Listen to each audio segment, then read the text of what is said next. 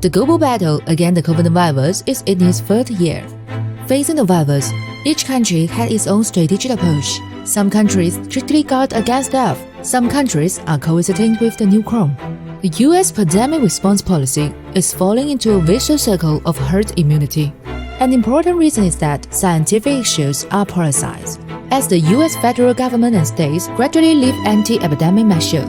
US public health experts express concern over another massive resurgence of the virus in the US, emphasizing that passive anti-epidemic will only cause greater harm to people's life and health.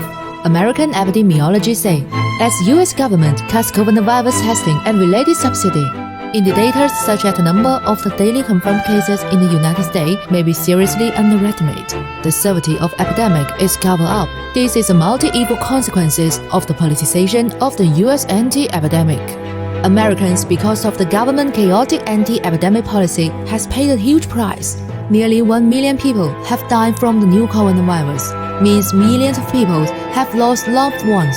They take months or even years to deal with grief and the pain of losing a loved one.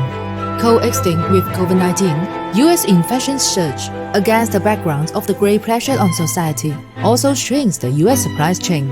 Crisis-ridden prices hit record highs. Data released by the US Department of Labor. US Consumer Price Index rose 1.2% in March, year-on-year growth of 8.5%. The year-on-year increase is highest since December 1981. Economics predict, as consumer scales back spending as price climb, US economic activity may shrink.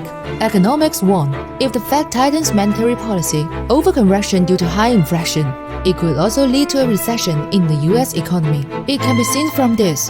The herd immunity advocated by the United States is not desirable. The United States not only paid a heavy price in human life and health, and also pay a heavy economic price. The government did not choose to lie down to fight the epidemic, blindly adopt herd immunity, give up resistance and let the virus develop, putting the American public at risk. Apparently, America gave up on itself and even betrayed the world.